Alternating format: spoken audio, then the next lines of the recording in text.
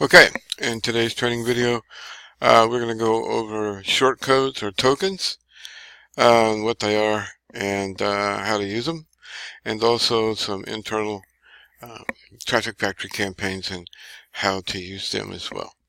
A token or shortcode is simply a reference to a file that you create yourself, a text file. Within the text file, for example, the keywords text file, it's going to have individual keywords. In this case, we have 100 keywords, 104 that we're going to use to build the project today. We're going to build a lot more than 104 pages because of some of the inserts that you'll see in a few minutes. Anyway, these are files that you define or that you decide to reference and insert one line for each occurrence of the shortcode. You can see I use shortcode, the same shortcodes here in the meta content as I did in the title. You can add shortcodes here to the site name. I'm trying to right click here. We're going to look into adding a right click to select the shortcode that you want to insert, and I'll demonstrate how that actually works with an insert in the content editor. Let's quickly go through some of these other tabs to see where you can use tokens, and all of these entry points on the structure tab. You can use them for your categories. In this case, you can see I've strung together two tokens, city and the keyword line. This keyword is going to be the same keyword that's used in this. If it's the first page, you're going to get the first keyword here, and everywhere else you reference KWP. So I want to make that clear. This is going to be exactly the same as the keyword that is inserted in the title on the content page. Or the city is, and the keyword is also. So in this case, that would be over here, some words keyword, Joliet, Illinois, 939 or whatever the zip code is. And then over here it would be Joliet, some same random keyword from the keyword entry file. You can spin these as well. I personally don't see the point in spinning these because you're building one website, and I don't see that you would change these labels from page to page. You might change them from site to site, so you may want to change them, but again, I've never seen any need to use the shortcodes here, although you can. Don't forget you can choose posts from the same category when you're inserting other resources or additional pages or more posts or whatever you call this one. On the markup side, starting with the schema generator, you can use tokens, shortcodes, pretty much anywhere in any of these fields. So use your best judgment as to how you want to do that. You can also use spun content in your description, and you can use some spun content as your title if you want to as well. Use your own judgment and follow best practices as you know them for schema, please. On the AMP tab, if you enable AMP and select the template, you can override the content in the current index page and add your AMP specific content here. And as you can see, the HTML editor is also available here. It works exactly like it does on the content tab. Turn that off. Extra content, you can spin and use. You cannot use the shortcodes in some of these pages, and I would recommend not using shortcodes within this spun content if you insert spun content on the index.html page. Same goes for, well, your posts. You can insert additional content, but use your best judgment. For the index, we're actually creating the page. This is the only content that will appear on the index page, along with a list of links to the categories or other pages. depending on how you deploy the project. Category pages, I treat them, you can treat them the same as the index page. You can add content to them. The default is no content, just a list of links to the categories. And the same goes for the tag pages. And again, the HTML editor is available to use in the additional content. Don't forget to use the HTML tab if you're going to be changing iframes or inserting iframes or things of that nature. You always use the X to close out of the editor, brings you right back to where you were. On the redirect, no, you cannot spin anything here. So let's go and look at the commands and how they are used and what they produce. So if we go in here and we look at, I have used the insert. Here I've inserted each one of the different things that you can insert. It will insert at the point of your cursor, and if you click on this button, you get a list of shortcodes that you can insert. So for example, if you choose shortcode, now this is something that you need to be aware of. If you insert a shortcode, it's going to open the input file. In this case, our warts directory. Okay, excuse me, this one's going to use the old warts directory, the full warts directory. The other one is the one that's distributed with the Done For You campaign. As you can see, I've got a lot of different files in here. Okay, and all these files we'll be going over in other videos. So when you select shortcode, it's going to open that folder. When you click next, it opens the folder. Now the box needs to be expanded until you include all of your files. So here I have inserted 244k kwp.txt. That's 244,000 keywords. So all I did was I selected 244 kwp.txt and clicked finish, and it just inserted it again. That's how that function works. It works, and we'll go over the other options as far as what you can insert. Folder insert. It inserts a folder that is contained within the input folder for the project. We're going to see the results of that in a minute, okay? But we're not going to do it again. The other one is you can do an image insert, and this is probably the most popular one, and it allows you to select which image folder you want to use. So you can see in this one that I have here, I've used my images warts folder, which is separate from my images folder, which is the one that is used in this insert image folder. Okay? So you can have multiple folders each with images in them, and you can insert multiple images from different folders using this shortcode insert. This actually is a command insert, okay, not a shortcode.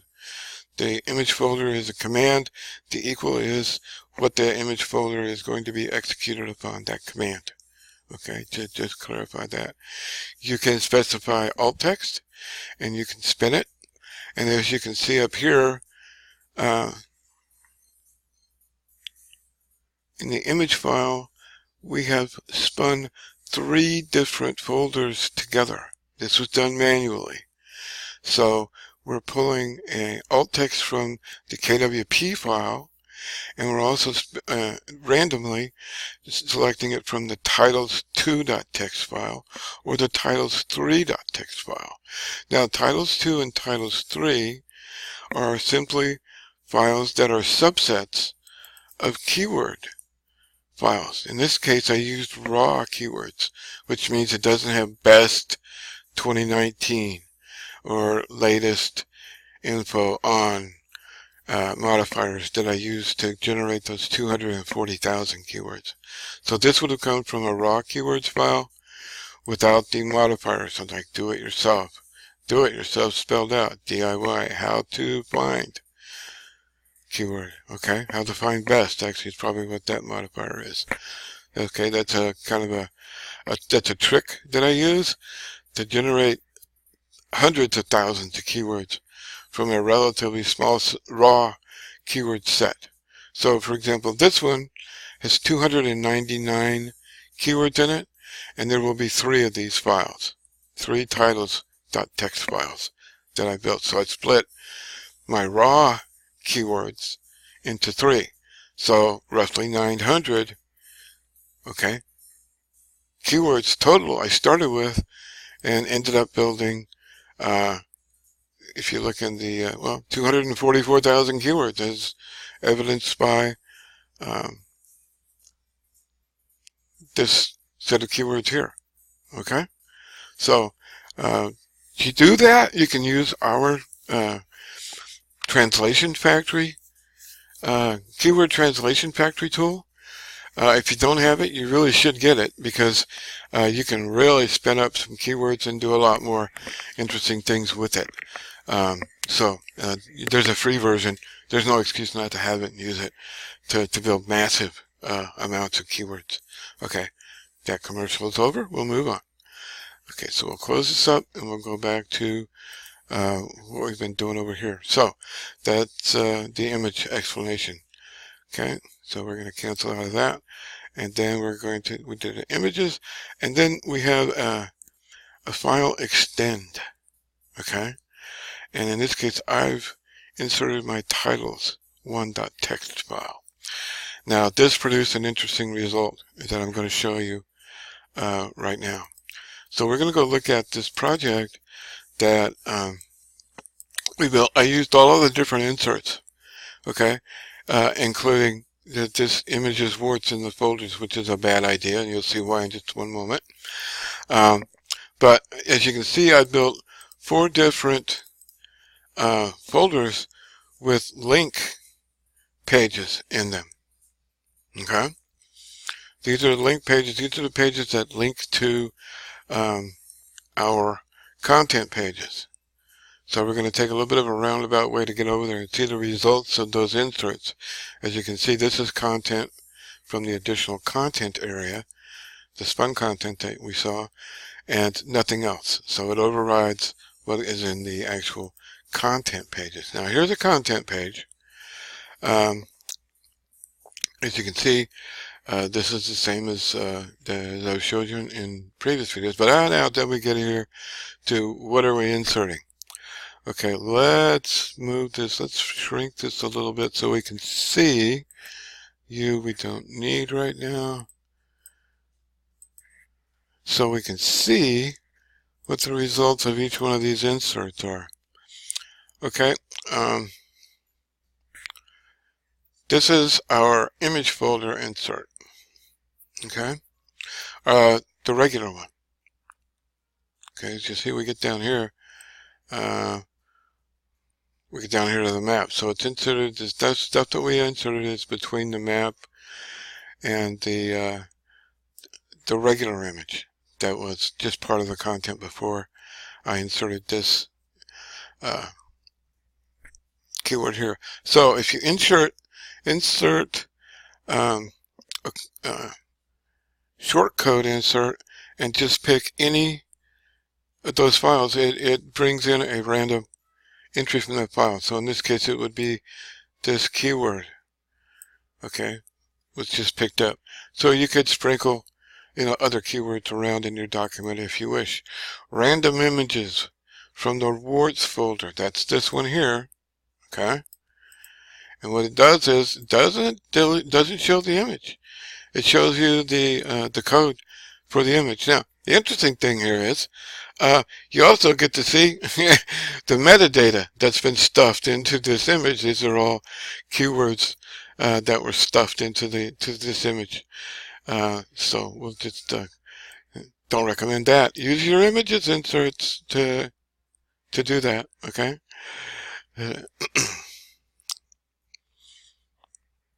that was just an example of what not to do.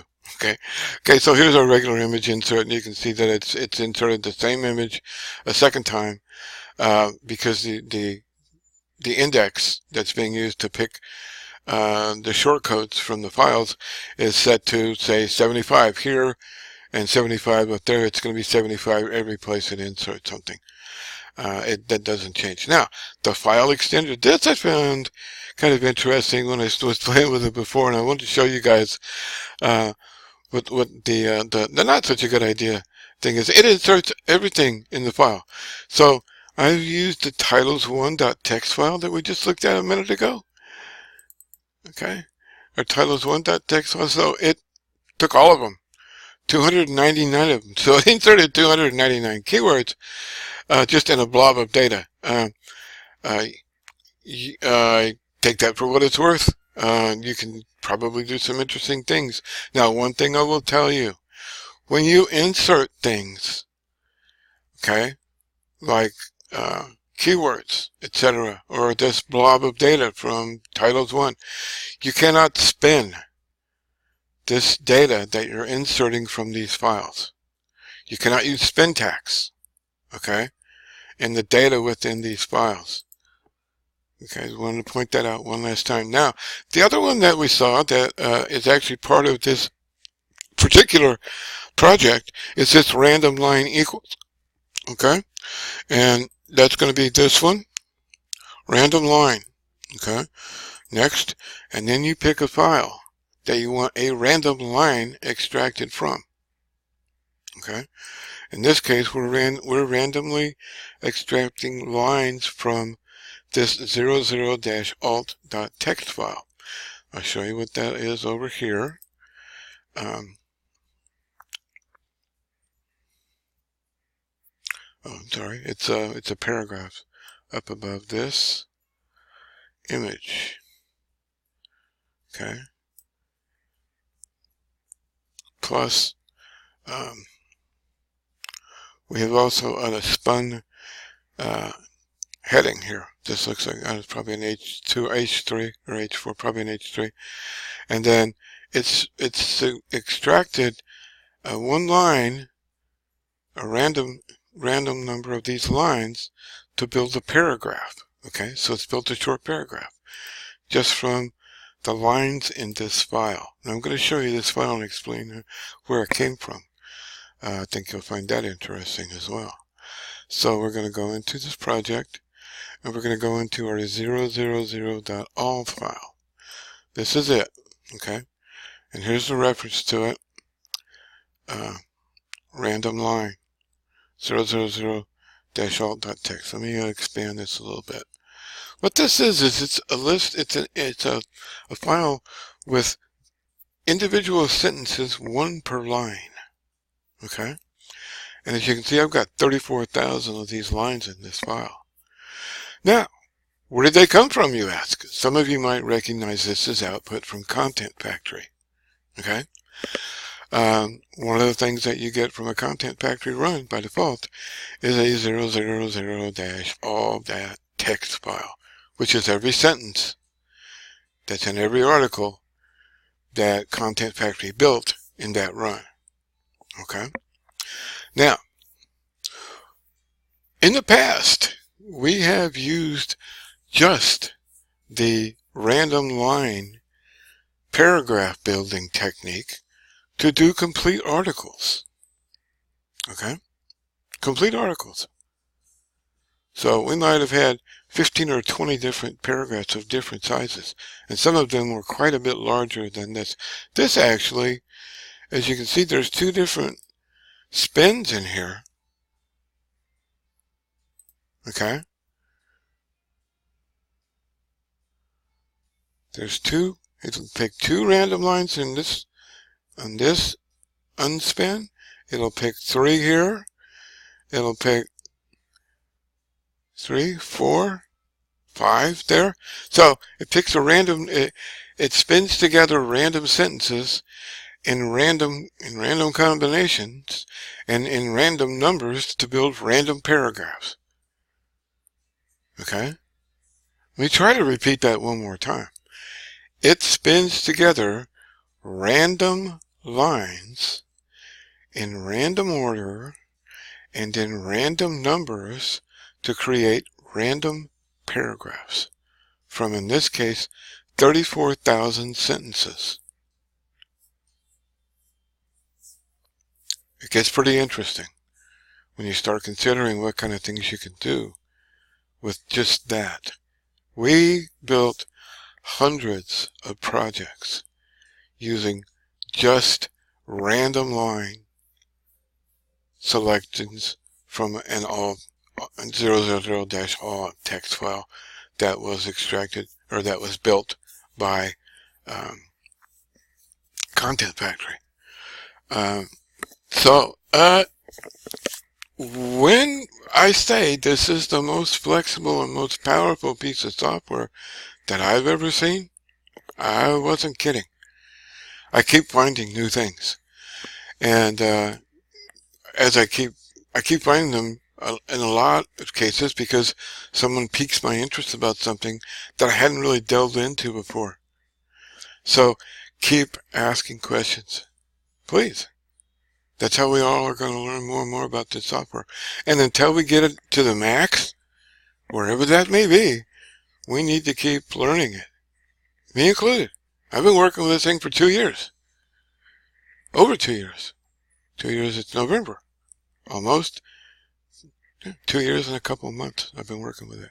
So, never stop thinking about different ways to use all of this power. And more power to all of us. Thank you, and I look forward to doing the next video for you. And I think I committed to PBNs.